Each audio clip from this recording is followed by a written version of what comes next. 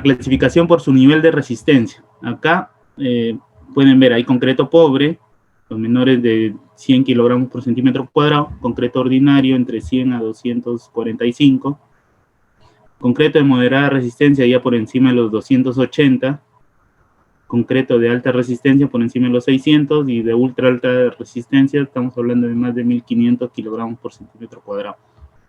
Igual, la norma ACI para concreto estructural, pueden verlo acá en la tabla, ¿no?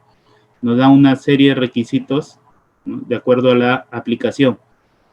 Y el mínimo que pueden ver acá es 17 megapascales, ¿no? El F' sub C, el mínimo es 17, ¿no?, que son para un concreto estructural.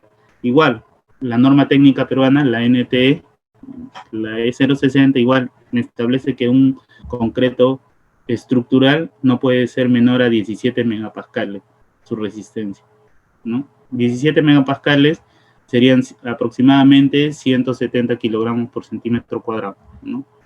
Entonces yo no puedo usar un concreto para estructuras menor a esa resistencia especificada.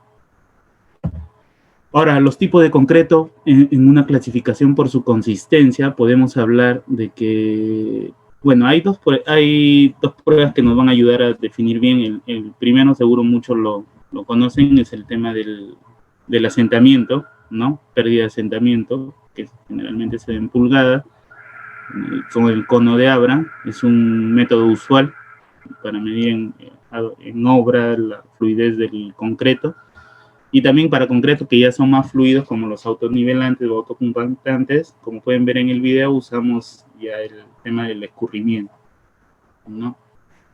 Y ahí pueden ver la clasificación por su consistencia. Hablamos de que el concreto usualmente, o el de uso tradicional, más común, estamos hablando de asentamientos entre una pulgada hasta 7, ¿no? Tiene una consistencia de seca a fluido, dependiendo del uso que se le va a dar.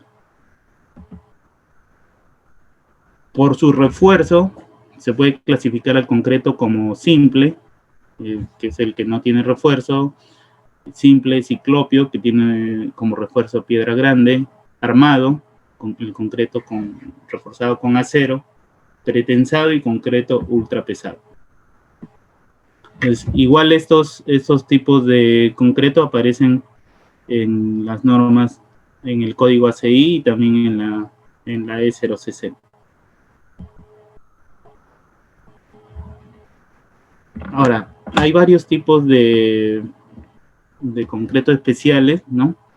Dependiendo del uso que se le va a dar. No es que un concreto que funciona bien para un uso, me va a funcionar para todo. Entonces tienen requisitos a veces que son muy específicos, ¿no? Y ahí aparecen una serie de concretos o tipos de concretos que requieren cumplir con especificaciones muy, muy precisas, ¿no? Ahí vamos a encontrar los concretos para zonas de tráfico, los concretos autocompactantes, los resistentes a congelamiento y deshielo, el concreto de alta resistencia, el hormigón de baja permeabilidad, el caravista, el masivo, concreto reforzado con fibra,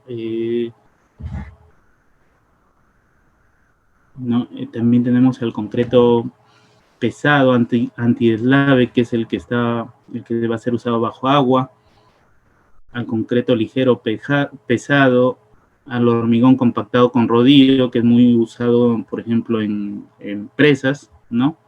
En sistemas de represas.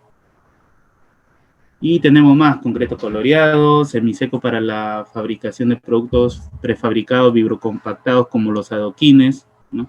Concreto de mayor resistencia al fuego, por ejemplo, concretos que van a ser usados en túneles de vehículos, ¿no? Donde generalmente vas a querer que tenga ciertas características de resistencia al fuego, para dar un tema de seguridad a los vehículos que estén transitando por ahí. Concreto de retracción compensada. Puedes sacar el puntero de acá y vamos a ver un rato los videos. Por ejemplo, este es un concreto fluido, ¿no? podría ser un concreto autocompactante. Ahí está la prueba de escurrimiento. Es un concreto ligero, donde se usa un aditivo espumante, ¿no?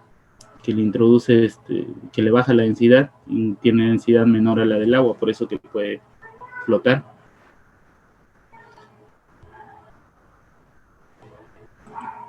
Y tenemos también los concretos que son para ser vaciados bajo el agua, ¿no? Un concreto normal, cuando sea vertido en contacto con el agua, le va a pasar esto, ¿no? Se va a dispersar, se va a segregar. En cambio, un concreto que tenga esta propiedad de antideslave, que pueda ser vertido bajo el agua, lo que va a pasar es que no se va a segregar, no se va a separar y va a poder ser vertido sin problema, como pueden ver ahí en el video.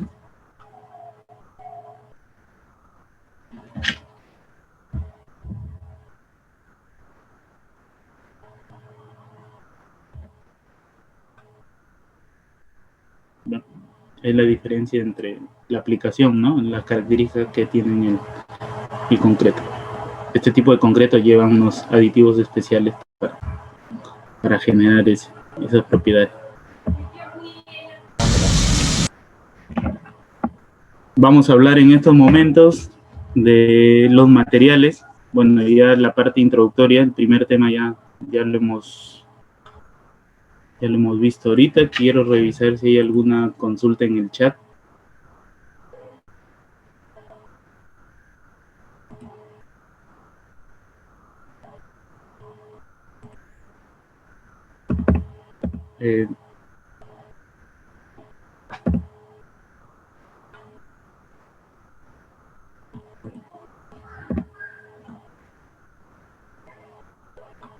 No sé si alguien tiene alguna pregunta por ahí.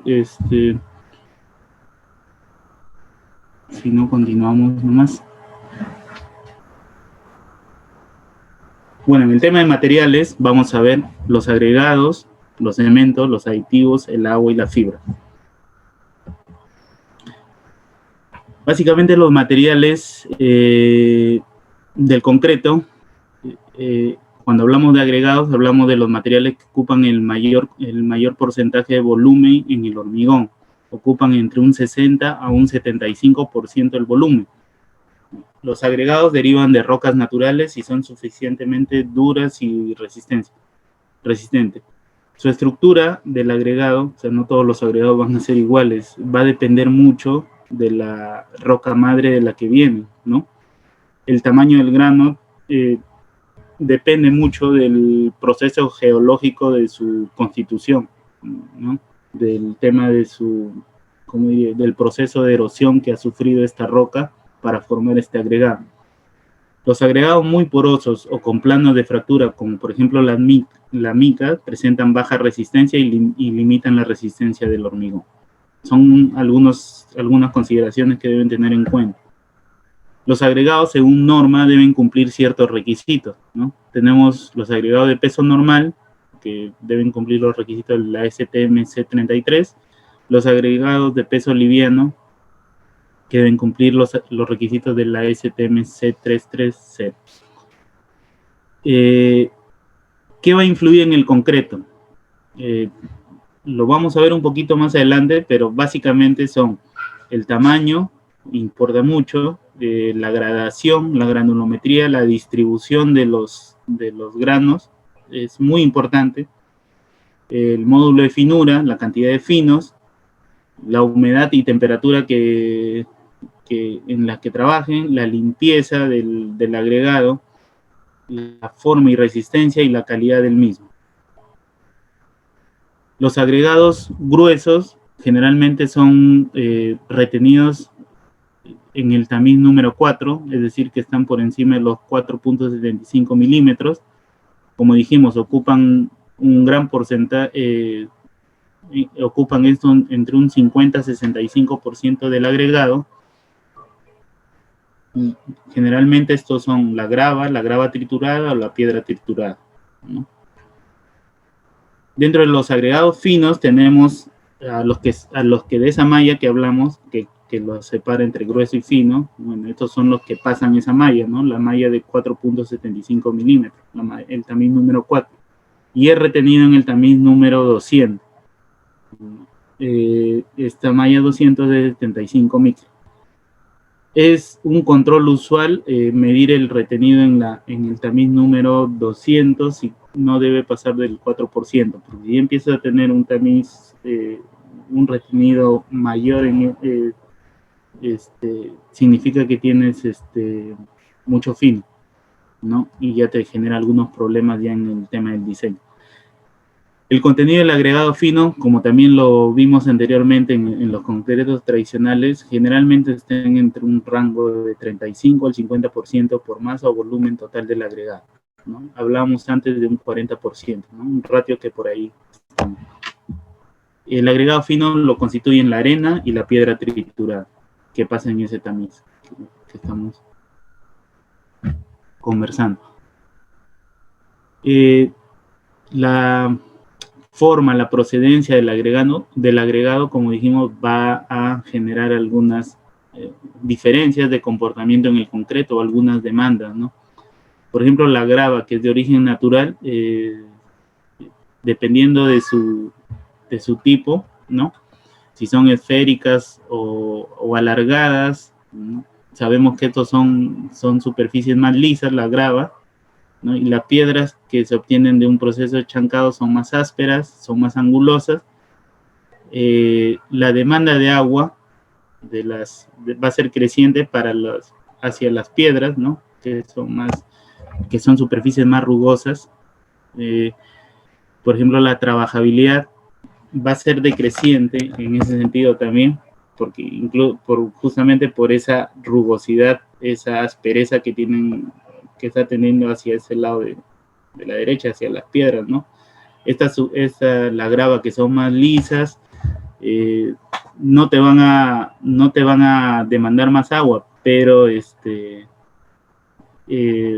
no te van a ayudar en algunos otros aspectos. Por ejemplo, ¿qué podemos resumir de acá? Bueno, más adelante también lo vamos a conversar, pero capaz me estoy adelantando un poquito. El hecho de que las piedras sean más rugosas, tengan más aspereza, van a ayudar en que como que se agarre más fuerte con la matriz de cemento, pues, ¿no? Tengan un agarre más físico más fuerte y te va a dar, por ende, más resistencia. El hecho de que la grava sea más lisa, sea más redondeada, no tenga tantos ángulos, ¿qué te va a ayudar en el tema de trabajabilidad? ¿No? Te va a demandar menos agua y va a ser más fácil el tema de fluidez, de flujo del concreto. Entonces, por ahí depende mucho del tipo del uso, de la aplicación que se le va a dar al concreto para que decidas qué agregado te es más conveniente. Y lo otro que va a depender es también la disponibilidad del agregado. O sea, depende mucho de la planta, ¿no? Si tú tienes un agregado X y el agregado Y te cuesta el doble traerlo, de hecho que vas a preferir que lo tengas más cerca. Entonces tienes que adaptar a eso, a tus materiales, tu diseño de concreto. Otro de los materiales que usamos es el cemento, y para el cemento en el siguiente módulo lo vamos a explicar más amplio. Acá es un pequeño resumen. En Perú se emplea la producción de cemento, los cementos que se usan para las construcciones de concreto se basan bajo 3 normas ASTM, ¿no? La norma, voy a encender el puntero, la norma de cemento Portland, que es la STMC 150, ¿no? Que son los cementos que no tienen adiciones. De ahí está la norma de los cementos que tienen adiciones y la norma de los cementos, que es más reciente, de los cementos por performance, ¿no? Ya más adelante en el siguiente módulo vamos a ampliar más, pero básicamente es un material que va con el concreto. O sea, si quieres hacer concreto vas a tener que usar este material. Entonces vamos a hablar en el siguiente módulo qué diferencias hay entre cada uno de este tipo de cemento. También dentro de los materiales ingresan los aditivos, ¿no? Los aditivos, según la ACI, según el código ACI para concreto estructural, se permiten los aditivos que son reductores de agua o modificadores del tiempo de fraguado. Esos se engloban bajo una norma técnica peruana y también bajo una norma STM, ¿no? La C494. Los aditivos para concreto fluido, que están bajo la norma STM C1017, los incorporadores de aire, que también tienen su norma STM y también su NTP, ¿no? La STM C260, los aditivos inhibidores de la corrosión, todos estos están reconocidos o están indicados en la norma, en el código ACI. ¿No? Bueno, también para concreto con cemento expansivo también tienen unos aditivos o los aditivos con autorización del profesional del facultado para el estructuralista, ¿no? Acá hay un punto que es lógico, ¿no? No se usan aditivos que contengan cloruro de calcio, porque hay aditivos que contienen cloruro de calcio para acelerar la hidratación del cemento y por ende tener alguna modificación más que todo en aceleramiento de hidratación, ¿no? En aceleramiento de fraguados, de obtención de resistencia. Entonces, no se usa aditivos que contengan estos materiales, cloruro de calcio en concreto, que tengan refuerzo de acero, ¿no? Concreto pretensado, en concreto que contengan elementos embebidos de aluminio, ni en donde se empleen formaletas de acero. ¿Por qué? Porque es lógico, el cloruro de calcio se va a proporcionar los iones de cloro que van a hacer que el acero se corroa, se oxide. Entonces, te va a degradar ese material de refuerzo y por ende el concreto va a perder resistencia, ¿no? La resistencia que inicialmente había sido diseñada en el diseño de mezclas, que había sido requerido, va a ser afectada puede ser afectada por esta composición química en estos aditivos. También hablamos, seguramente muchos habrán escuchado de los aditivos impermeabilizantes, ¿no? No hay una norma que sustente el uso de aditivos impermeabilizantes. Eso de aditivos impermeabilizantes ya es por un tema más que todo diríamos, de marketing, porque en realidad son aditivos que bajan la permeabilidad, te reducen la permeabilidad. Hay un código ACI, ahí lo pueden ver, el ACI boletín E4-12. Ustedes si ponen ese nombre en el Google, van a encontrar el código en PDF y se lo pueden descargar. Ahí habla mucho de la descripción de los aditivos que se usan en el concreto. Es fácil, ¿eh? No, lo pueden poner en Google, ponen ahí así como está y van a encontrar el PDF que describe a la mayoría de los aditivos que estamos hablando acá. Y en ese código se contempla de que existen aditivos, ¿no?, que pueden ser utilizados para reducir el ingreso de agua y los productos químicos de origen hídrico al concreto, ¿no? Ahí como decimos, no hay un código, no hay una norma de uso de aditivos impermeabilizantes, pero el ACI, el código ACI, sí reconoce que hay aditivos para reducir la permeabilidad. Y si reducen la permeabilidad, te van a ayudar con reducir el ingreso de agua y los productos químicos al concreto. Entonces, haciendo un resumen, la STM son los dos tipos de aditivos más comunes usados en el concreto. Tenemos la clasificación de aditivos según la STM C494 y lo dividen en tipos de la A hasta la G. El tipo A es el reductor de agua normal, el tipo B es un retardante, el tipo C son los aditivos acelerantes, el tipo D ya empieza a ver las mezclas de propiedades, ¿no? Son aditivos reductores de agua con retardo, el tipo E reductores de agua con acelerante. Los tipo F ya empiezan a hacer la clasificación de los superplastificantes, ¿no? Estos son los reductores de agua de alto rango y el tipo G reductor de agua de alto rango con retardo, ¿no? En esta norma se engloba casi diríamos, un buen porcentaje de los aditivos que se usan usualmente en la industria del concreto, acá en Perú. y también a nivel mundial. Por ahí vamos a encontrar clasificados o normados a la mayoría de aditivos. Ahora,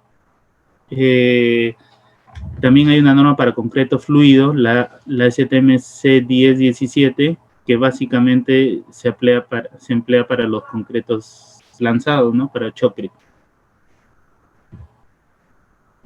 Y ahí pueden ver, básicamente esto de acá es un concreto que tiene la propiedad de autocompactante. Tiene una fluidez que es bastante alta.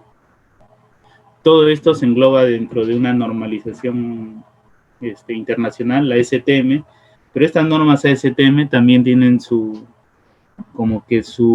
están con las NTP, las normas técnicas peruanas, que son las que se aplican acá en Perú, pero básicamente se basan en esas normas STM. El siguiente material del que toca hablar es el agua. Ahora, ahí pueden ver en la gráfica el mecanismo de hidratación del cemento. Pueden ver dos condiciones, ¿no? Una alta relación agua-material cementante y una baja relación agua-material cementante. Entonces acá empezamos a ver los tiempos, ¿no? En el tiempo cero, o sea, cuando se hace la mezcla, generalmente el que tiene alta relación agua-cemento va a tener una buena trabajabilidad, ¿no? Va a tener una buena dispersión de las partículas. Y empiezan a pasar el tiempo en minutos y empieza a reaccionar esas partículas de cemento, ¿no? Acá están un poco más juntas, un poco más separadas. En horas también empieza a reaccionar, empiezan a formarse los compuestos de hidratación. Igual pasa en el otro lado, pero como podemos ver acá ya empiezan como que a estar más unidos, entrecruzándose. Y de ahí a los días, acá tienen un menor entrecruzamiento y acá, como pueden ver, ya como que se echa una red, ¿no? Al final, todo el agua que no ha sido utilizada en la reacción de hidratación se va a ir y lo que va a quedar en vez del agua van a ser poros. Pues, por ejemplo, vemos acá en esta condición, al inicio lo que vamos a tener es que la pasta va a estar diluida, los enlaces débiles, se van a formar poros y capilares al secar. ¿Qué me va a dar? ¿Qué propiedades voy a tener en el concreto endurecido? Que voy a tener baja resistencia. Por esos poros que me dejó el agua al irse, va a haber mayor permeabilidad, van a ser los poros capilares, por esos poros van a entrar los agentes externos ambientales, como los cloruros, los sulfatos, y van a entrar a atacar a la estructura de concreto. Va a tener menor durabilidad. Con una baja relación agua-cemento no va a pasar esto, va a ser una pasta poco fluida, capaz, ¿no? Pero va a ser más maciza, más resistente, va a tener menos poros, los enlaces, los entrecruzamientos van a ser más fuertes.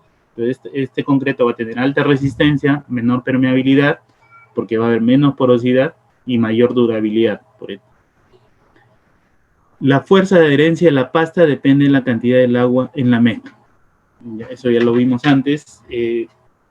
Lo que está en azul, 1 kilogramo de cemento requiere aproximadamente 260 gramos de agua para combinarse químicamente con ella. Esto de acá es una relación estequiométrica, es una relación teórica.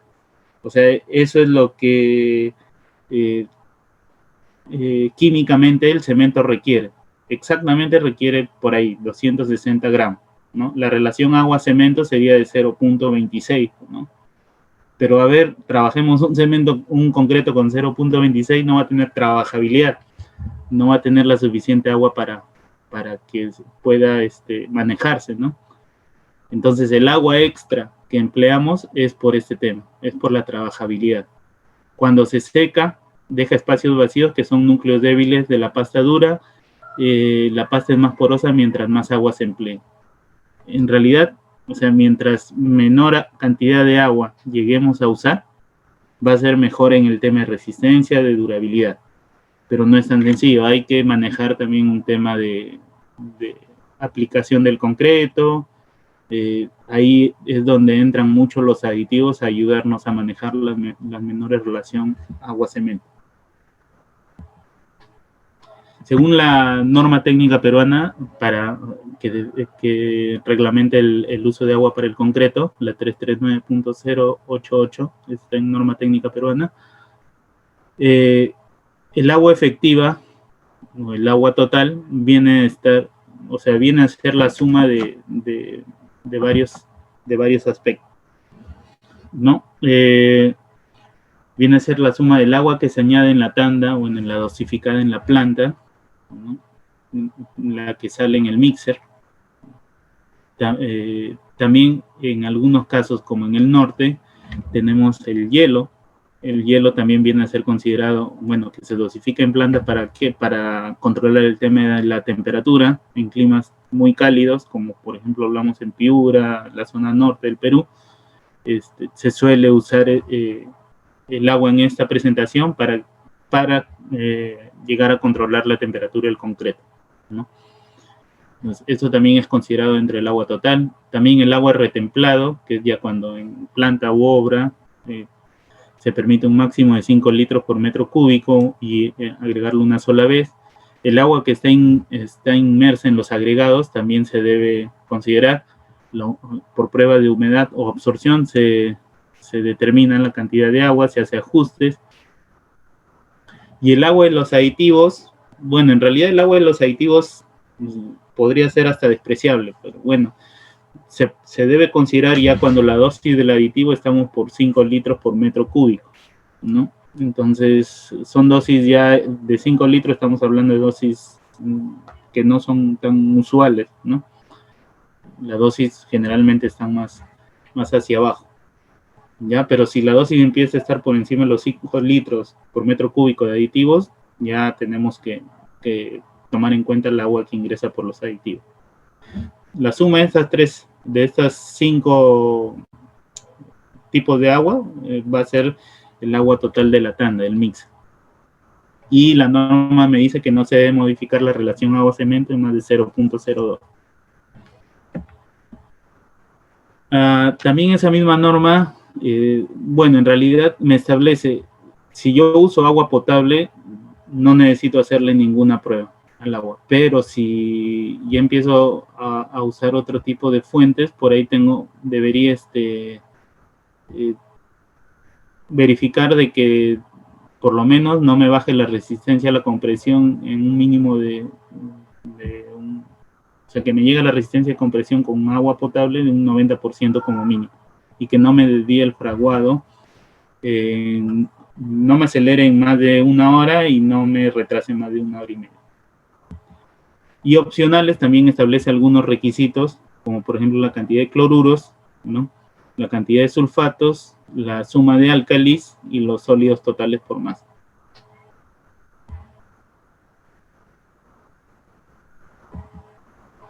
Otro de los materiales que últimamente están ingresando mucho, o bueno, ya se está empezando a usar con mayor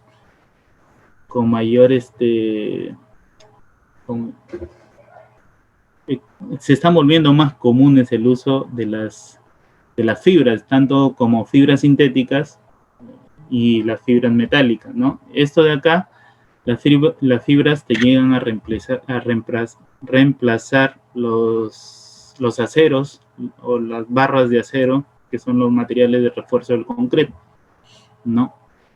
En el tipo de fibras tenemos de dos fuentes, las sintéticas o poliméricas, y tenemos las metálicas. Dentro de las sintéticas tenemos las microfibras y las macrofibras. De acá, esta división de acá, las microfibras, yo diría, acá es un poco sencillo. Las macro y las fibras metálicas, generalmente su uso es de estructural.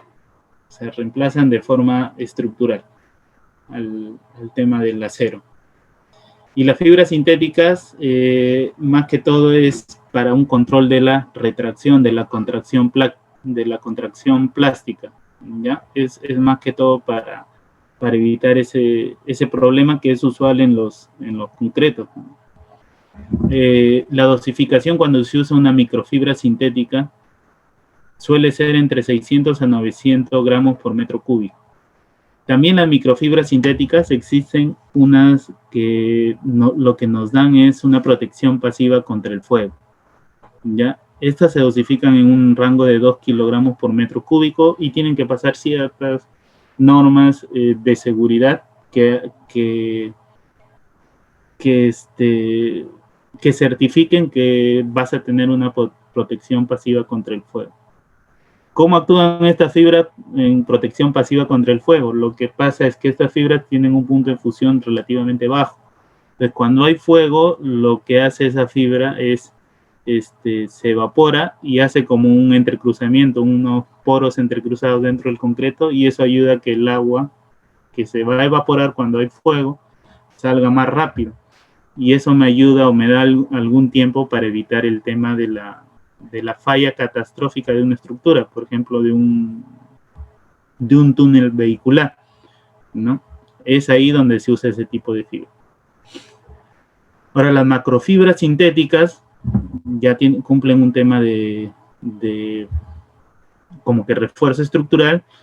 La dosificación está entre 5 a 8 kilogramos por metro cúbico. La resistencia a la fatiga, el impacto y abrasión en pavimentos, para eso la dosificación es en 4 a 6 kilogramos por metro cúbico. Estas microfibras sintéticas suelen usarse, como dice ahí, en losas, en pavimentos, también en este tema de absorción de energía en concreto, en Shotcrete, se suele usar como en reemplazo del refuerzo